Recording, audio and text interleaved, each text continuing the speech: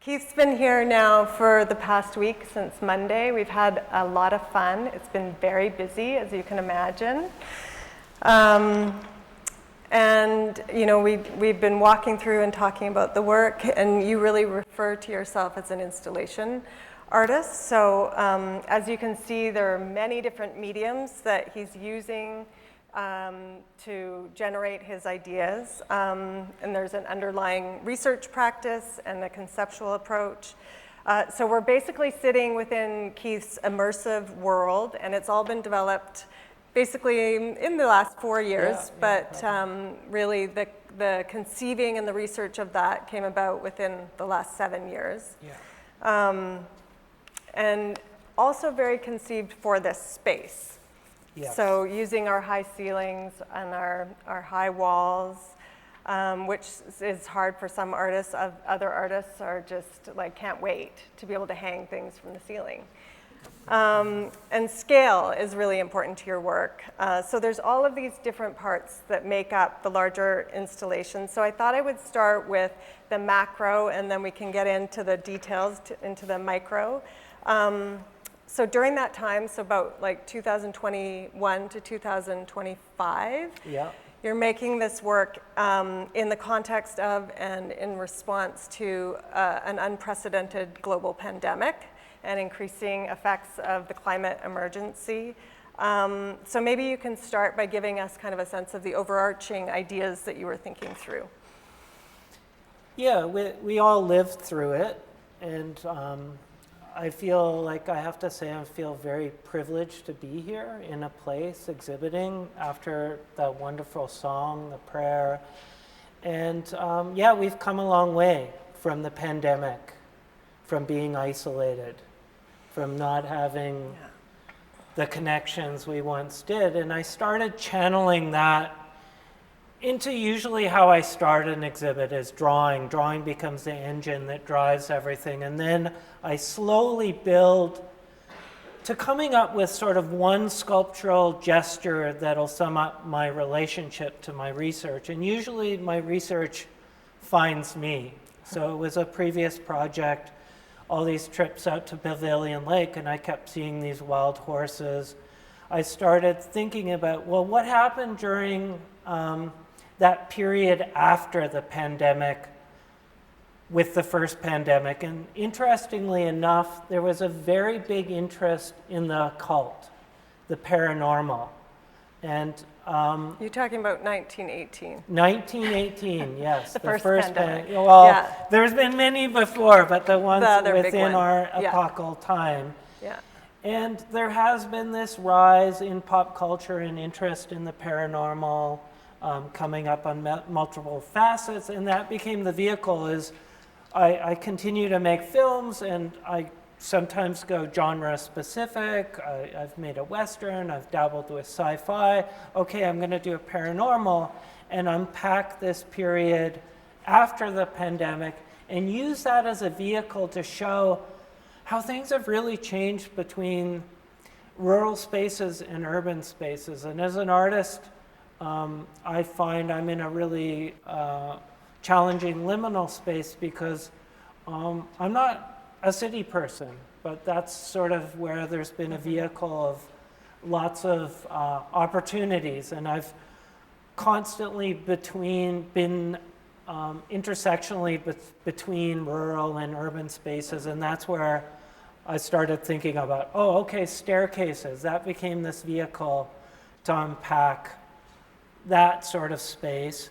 And I think what was amazing working with Charo is to me, when I was doing this researching, making this work, I had this body of work going around these wild horses living in a copper mine. Sometimes fact is a lot stranger than fiction, and those are sort of spaces that I really look at to like make a film or make sculptures on. But Charo really saw it, well, actually within this period we're in, there's a lot of links, and the conversation started building. And then I started going from working on sites which I research, make films at, to start thinking about, well, how do I work site specifically with the architecture, the space, the dynamics of such a huge gallery. Yeah. Yeah, and there's two major video works. There's one right behind us here, and then at the very end. And when we finish, we'll turn back the volume back on, and you'll really get a sense of how kind of epic those projects are. But I think, like, you were imagining them as two separate projects, but now, like, that idea of it all coming together, they're all related to this kind of ongoing research that you do. Absolutely. Yeah. Do you want to talk more about staircases? You'll see staircases everywhere. There's like literally one at the back there, and then if you look up, they're everywhere. I mean, they're like the idea of the portal, the other worlds. Well, taking on a genre like with the paranormal horror, we're familiar with haunted houses, abandoned wells, and I try to like, well, what can I find that's less tropey? And I came on this urban myth around staircases, and in many different cultures there's these myths of staircases appearing in forests and people encountering missing time, spiritual encounters, strange occurrences around these staircases that just pop out of nowhere. The location of the film where I started unpacking this as an allegorical device to talk about this transitional state that we're coming from right out of the pandemic was an abandoned orchard. So I worked on an orchard. I think everyone growing up in the Okanagan would cherry pick, and there was a certain type of staircase or ladder that was used. And it wasn't that much tweaking to turn it into a film piece that got moved to the orchard and became a set piece, but also to me was quite sculptural. So I had to work a compound angle into that staircase. So on first appearance, it seems pretty normal, like a staircase. But I like always injecting the uncanny into objects, so something slightly off, like when you'll get up close to it, the steps are at an angle, so the familiar becomes unfamiliar. And in the film, that staircase becomes a narrative device to move my characters. You know, I played two characters, my alter ego and his doppelganger, and you know, we can talk about that later.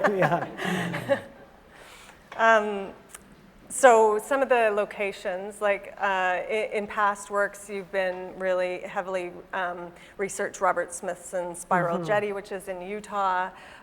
You've done work around Manning Provincial Park, and that kind of border between Canada and the United States. So here you'll see the grasslands in the Okanagan, and also the Mojave Desert in Southern California, and then like the Ashcroft, Logan Lake area. What is it about those places that is interesting? I'm attracted to deserts, dry spaces. Like, don't get me wrong, I love the ocean. I surf, I go over to Tofino, you know, forest bathing, all that's great, but my real home is like just smelling the sage. That was such a gift today to be out in the land, and particularly now, like, wow. But with these spaces, they're all pretty nice except that Highland Valley copper mine. But there's this magnificence to this land and how these horses that have this returned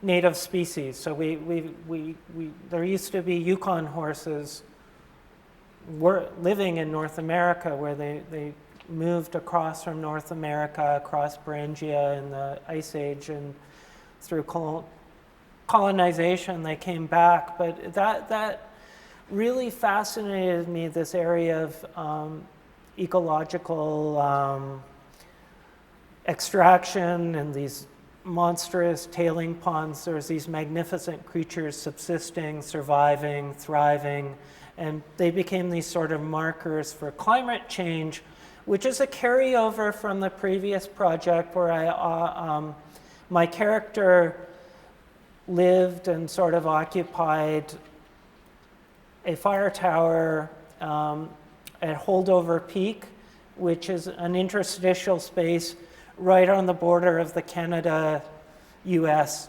line. But this was 5,000 feet up, a project where we had to, my partner Heather's in the audience here somewhere, we had to carry water in and like lots of preparation. And those in-between spaces really are places that I gravitate to. Yeah.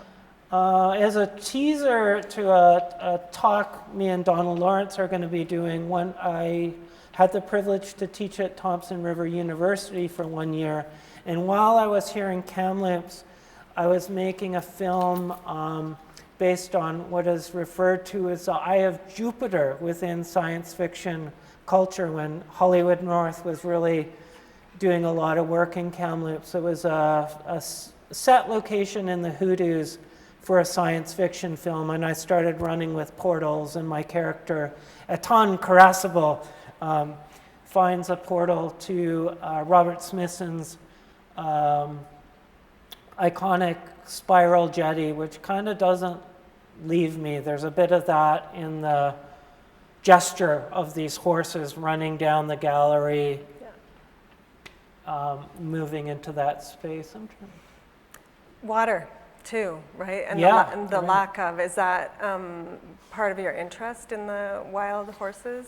Thinking about the empty well sculpture in the back and that you're gravitating towards deserts, thinking about the wild horses and being really threatened by the scarcity of water and wildfires and it's a transition from the previous work. So thinking about the fire tower, these lighthouse keepers of Canada looking for drifts of smoke, coming back to California, that came to me as sort of the poster child of climate change, like where we're seeing the more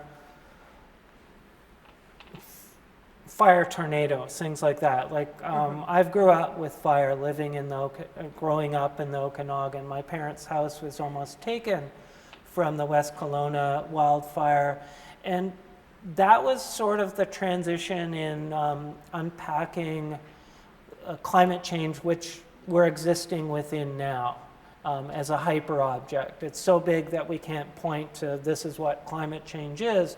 So as artists, we have to grasp as like, how am I going to unpack something as big as a force like that? And it became like, okay, my character starts in California. We're looking at a desert. We're in a space that's quite dry.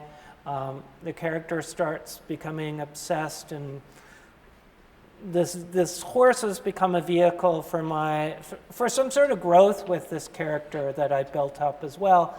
But water became a very big focal point, because if you really look at a copper mine, the amount of water that's required to extract the copper is enormous.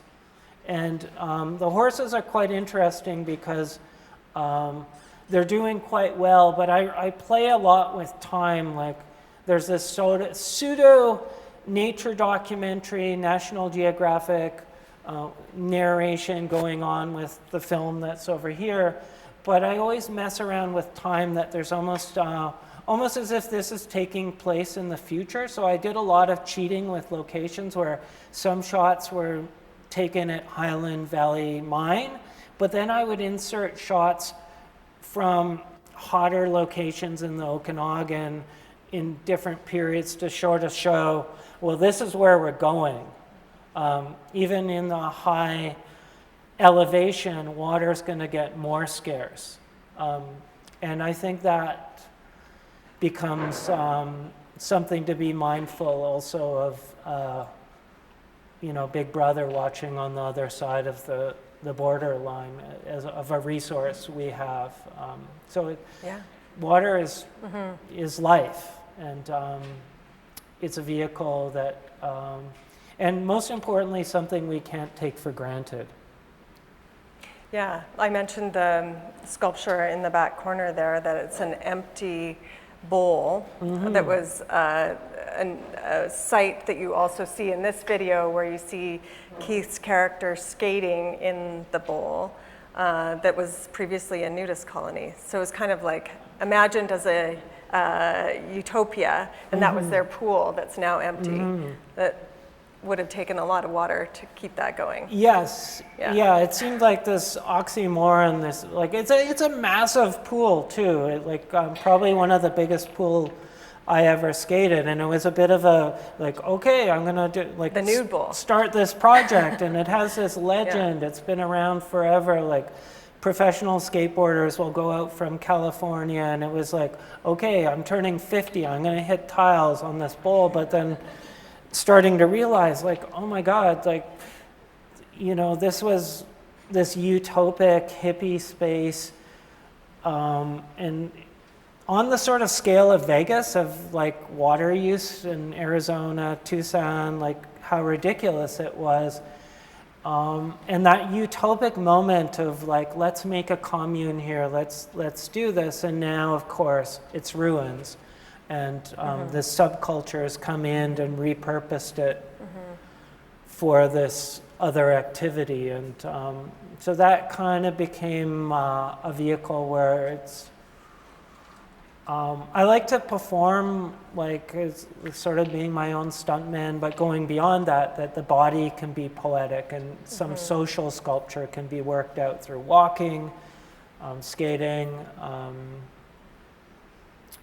and the rhythm of that movement in the bowl gets picked up in certain areas of the film. So there was one part where I was actually, my wheel marks in a flat open area in the desert made these drawings in the desert, and they pick up in different forms. Some of them were always spiral, and I didn't plan that, it was just happening. And you mentioned ruins too, and the sort of, you'll see lots of ruins that are kind of the refuge of, or the sort of detritus of mining activities throughout the Western landscape as well. Yeah, for me, with the film, it became this hybridization between like a bit of magic realism, a few notes of unpacking, and with a critical eye, romanticism around ruins. But it was really, my partner Heather McDermott, which is here, really made it the magic happen with the soundtrack, and how the soundtrack changed. It started with these nice guitar riffs, really lo-fi, and then when we started moving into the mining environment, we brought in a guest noise artist, and we were entering into this sci-fi sort of language. So this was more of a hybrid film, like a sort of a subgenre of science fiction, the sci-fi western. And that was fun, but then it just changed once we started working with and getting the shots of the horses. That really changed the composition of Heather's score, and then we started cutting to that. But yeah, I'm interested in entropy, the second law of thermodynamics, how things break down, and I think that relates to even something meticulous as setting up this sculpture, right? Like it wouldn't have worked if it wasn't fragmentary, and it didn't have those open spaces and didn't feel a little bit like it was crumbling or rising into ruin. What is it about the tension between reality and fiction that you're so drawn to? It always is sort of, you're navigating between those. I mean, we've talked a lot about the real world conditions that you're responding to, but you're totally immersed in sci-fi and the paranormal, and fantastical worlds as right. well. Yeah. That's just kind of like, it's part of my practice, but it's also part of just what I like for fun. Like I nerd out. I like those things. But I usually there's so many sites I come on and research locations and this will work, this won't, but it's usually the sites find me. I don't believe in coincidences.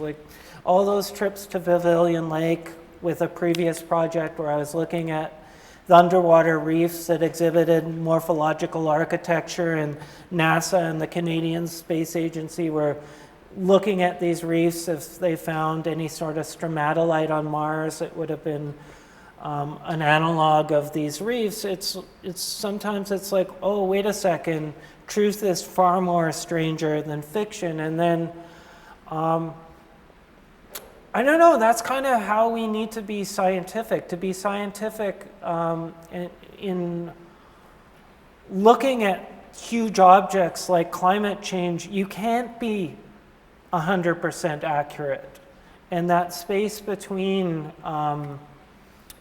what is and what could be, I think, is maybe where truth exists. And that's it takes a while to navigate and find those focal points where, okay, this is a project I like, this is how I'm going to unpack it as a film, this is the type of character I will try and write, and then it becomes improv. And including with our conversations, and by email or talking, the work changed. And I think that's what, maybe if you haven't heard installation art, lots of planning, but I guess I'm gravitating to working in spaces where there's a little bit of room for improv in that. That could be an accident, but allowing accidents to happen. And the challenge as artist, I think, is utilizing chance to one's advantage. And that requires being humble and, not taking for granted the privilege of being creative, so that one can be generous. Mm-hmm. And you draw on literature, you draw on art history, Dungeons and Dragons, heavy metal, sci-fi, is that part of kind of breaking up maybe one way of looking at things? Yeah, because I think I teach at MLA I give talks like this, but I think there's this neutrality and power structure that the white cube gives, or when you're on a podium, where there's this privileging of culture. And to me, a really good Warhammer figure painter, that's just as good as what I do. It's and I think everything has relevance. It's just being able to take those ingredients or facets and direct it to something that is universal, that has relevance, and ask some important, difficult questions. And I think that, especially with how beautiful the start to the evening was, the gallery is a very solemn space where important things can be unpacked, but sometimes something that's very, is thought of as very unimportant has an enormous amount of meaning. So I always push back against my privilege and how lucky I've gotten to be. Is oh no, there's something in skateboarding that can be used as a vehicle to talk about this, or within science fiction fan cultures. I think art critics are just as meticulous as, as someone who knows every episode of Buffy the Vampire Slayer. There's scholars within every subculture, and that needs to be recognized. And I'm interested in the slippage between subcultures and high culture. And you mentioned identity too, and so you're using yourself in multiple, like in doubling often through the doppelganger, but it's not about you, your identity, but there are things within that, using yourself as a character and writing these scripts that you're also maybe interrogating about your own self, would you say? Absolutely, yeah. Well, with the Doppelganger film, definitely I talked about it earlier, sort of playing out those anxieties of living in a city, loving the country, and looking at, well, that rift has gotten bigger politically, socially, and that was not a difficult character to create, unlike Daniel in this film. Searching for the horses, probably a character I didn't like so much. It was sort of a tech bro, even though he skateboarded in this California space. I envisioned a more of an American character, but it allowed for some growth. He like finds this map that leads him to this horses, and there becomes this transcendental sort of growing of the character. But any sort of performer will pull from their own experience and character, but the trick is to use that as a springboard, so something new comes out of it and another conversation can be channeled that opens up other layers. And I think even though this film, is a little bit harder to find that character, it was a good vehicle to like start encountering these horses, these forces, these magnificence. But it's like, oh, I don't want to do this on my own. Like I got a doppelganger in this film. It's like, I need a dog, another animal. Very cute. So that was a different task. Like, very well, smart, trained dog, but it's always a different challenge to shoot when you are worrying about water in the desert and in locations, and so it had to be much shorter shoot periods. But I find as an artist, if I get too comfortable with a character or a way of working, that's usually where things get less interesting. So with each project, I try and do something new and challenge myself, and keep trying to let chance come into play and roll with it. Yeah, and for me, when I see that, the dog is adorable. I mean, it's just sort of you feel this compassion for all sentient beings in that environment. And even what Dina was saying about just how that video evoked memories for her of her childhood. So it's kind of like this exploration of identity for you then can be transferred to us, the viewer. Yeah. Because I think we don't think of horses as having individual personalities. And that's what I learned from this project, that, there's, I've been thrown from a horse, but when you see a herd together, they have this one sort of way of going, and that's what I was sort of trying to capture sculpturally with this piece. But having another animal that I was acting with sort of became this bridge for the viewer to see, like, oh, that lead stallion that came very close to me and my partner Heather, where we had the camera set up, like it was really checking us out, marked its territory, and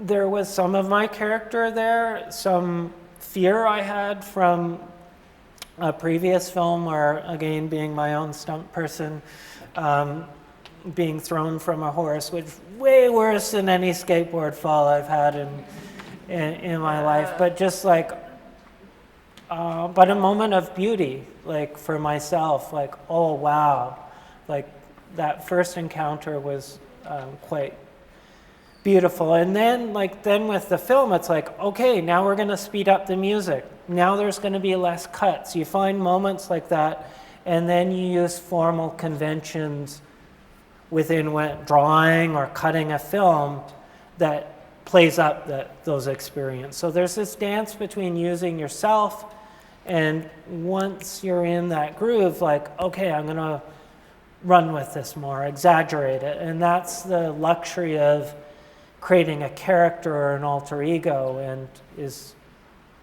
you can be yourself, but sometimes you can go in directions, including writing a character that maybe you wouldn't like. Thinking about the details, like so many of these drawings you want to get up really close and look at all the details. Can you talk a bit about, in that corridor back there, the Baba Yaga conundrum? Right. That really, there's so many details within those drawings that pull on the threads of everything that you're thinking about. Mm-hmm. So there's a well sculpture back there, a sort of a recreation of that skateboard bowl, but right adjacent to it, I really like setting up figure-ground relationships between drawing and sculpture. From Slavic folklore, there's a myth of the Baba Yaga, a personification of good and evil, a trickster witch whose home has chicken legs. So really, so visually interesting, and a lot of the staircase photo or film unpacks hyper-capitalism, late-stage capitalism.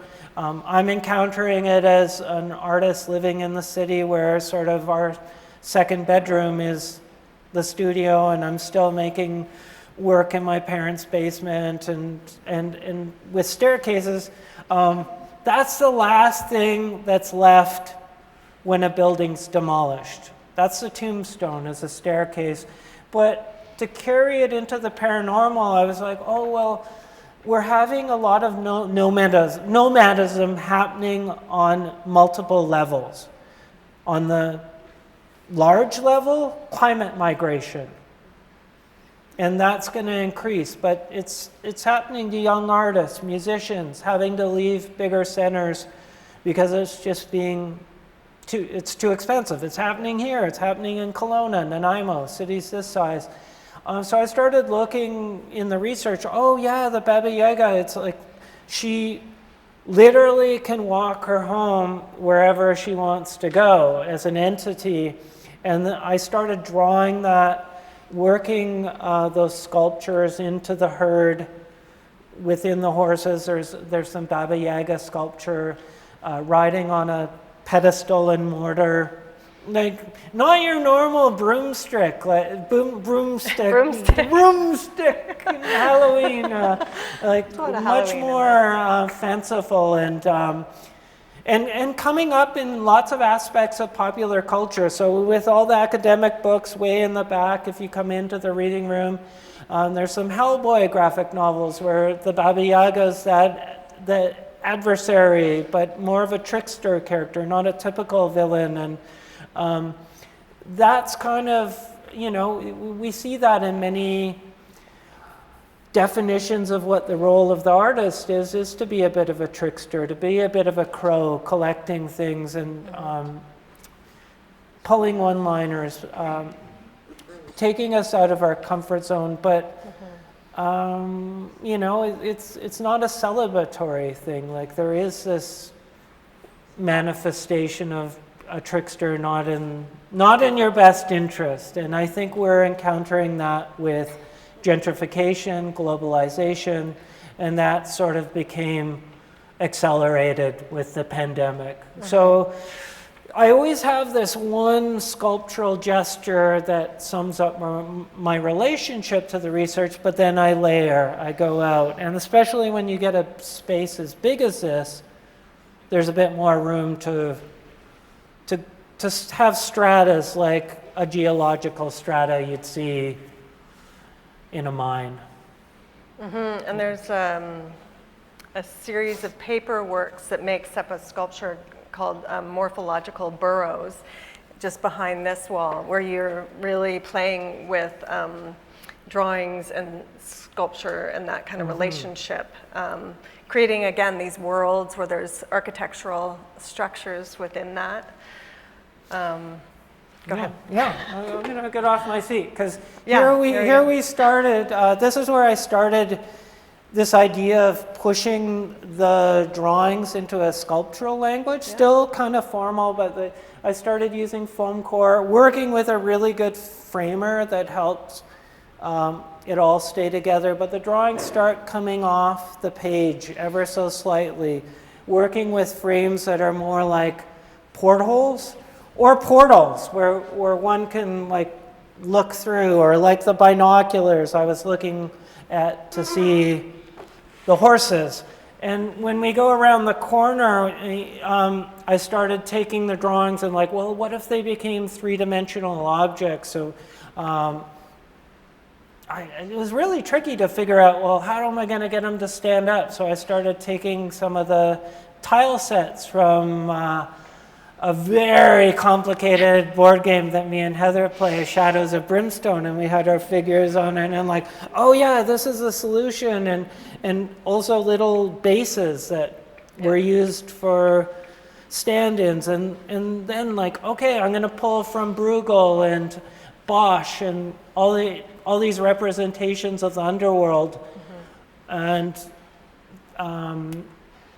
yeah, but it becomes different when you're working with such an amazing team where it's like, oh, can we make this table that sort of looks like a mine that has the same strata? So things I think of when mapping out a whole space is that there's threads that carry on, so that repetition of the underworld within this copper mine gets repeated with the strata going upwards, and then it becomes like a little stage, like all these paper pieces become part of it, and I started kit bashing, taking multiple model kits and building bases, and that was really fun for me. It was like taking a pop-up picture book and manifesting it on a table. The circles repeat too, so we've got these circles that you'll notice too, that the way that Keith wanted them installed was they mirror each other, so it's the doppelganger effect again. And then as you enter, there's, you mentioned Bruegel, there's that kind of, the circle that all of those sculptures sit within, almost like you're entering some other realm. Yeah, that I was also thinking of Morse code patterns, especially for the staircase film. This character's on a journey, he's facing this challenge, and it's this call out for help in a certain way. Like maybe some of these things, like I don't expect the viewer to get, but it's if someone picks up on it subconsciously, that's great. I think that's what's different about visual art versus what we are spoon-fed all the time with popular culture. It's very didactic, it's immediate, but sometimes poetic things take a few days till it's like, oh wait, that hits. And that's what I love about seeing paintings and going to art galleries. It operates on a different sort of temporality and poetic meridian. Maybe we'll wrap up with just a simple question. Utopic longing, utopic possibility. Is that's somewhere you're leaning into with this project as well? Or rubbing up against? Or? Yeah, but to me, utopia is not something to be arrived at. It's a midpoint, and it's that journey. And like there's one sculpture in I'm gonna point to it right here.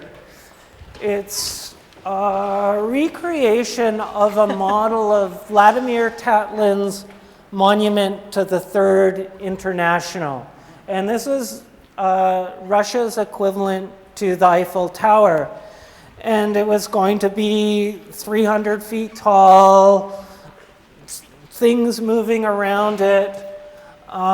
And I just think of the artists in that space looking at that model. And usually my favorite utopic things are things that failed, like Smithson's Island of Broken Glass, which thank goodness it didn't get made, but I like the impetus. And for me, the utopia, if I was to, like for all the work in here, there's a scene behind us where I'm skateboarding down this little path with the dog and running, and for me in my mind it was, well, my character is moving from California to Ashcroft and he's skateboarding the whole way, and it's on these paths. So it was a really hard location to find because it's super natural trees and this perfect meticulous path that we really swept, so I didn't have a wipeout. That like we don't need cars, and that moment was really beautiful. We shot it at dusk, and like everything was so nice about it. And doing that skate was that moment of the high point of the character. And then the film, of course, the narrative changes. Oh, the horses, they ran into this fire, and so I think midpoints and. I'm very interested in things that are on the verge of failure. And that can include works that I'm making. Usually when I'm in that sort of point, that's where I'm like, okay, I'm on the right track. Mm-hmm. When it's not easy and I can be a bit uncomfortable. It's not fun at the time, but I'm more reassured by that. I'm usually suspicious when it's like, okay, I'm churning this out too fast. And I'm knocking on wood because like when you get towards the end of the project, it's always the Baba Yaga shows her head. And it's like, yeah, we had a lot of difficulty with the color correction of the film. Like great team, great resources at Emily Carr where I taught, but every possible thing was like, yeah, but then you remember it, yeah. Mm-hmm. Well, I think we're going to wrap it up. But if you do want to hear Keith doing this again, which I'm sure you do, with Donald Lawrence, we will have Keith back on June 5th in the evening. They're going to talk about their converging practices, similarities in the way that they work. So join us for that. Anything else you want to add? Yeah, Heather, do you mind standing up?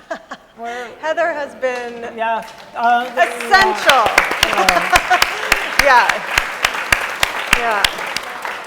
Yeah, Heather did the spatialization of the sound, the amazing soundtrack. Please come out. Me and Dawn have this very interesting, fun relationship. We're going to show a little teaser of a work that I shot in Kamloops that hasn't been shown in any real big public space. Thing to remember, openings are not the best place to see films. So please come in when it's a little quieter to really experience the soundscape, the texture of the soundtrack that Heather made. It's really quite special. Thank you so much for being here. I felt very welcome.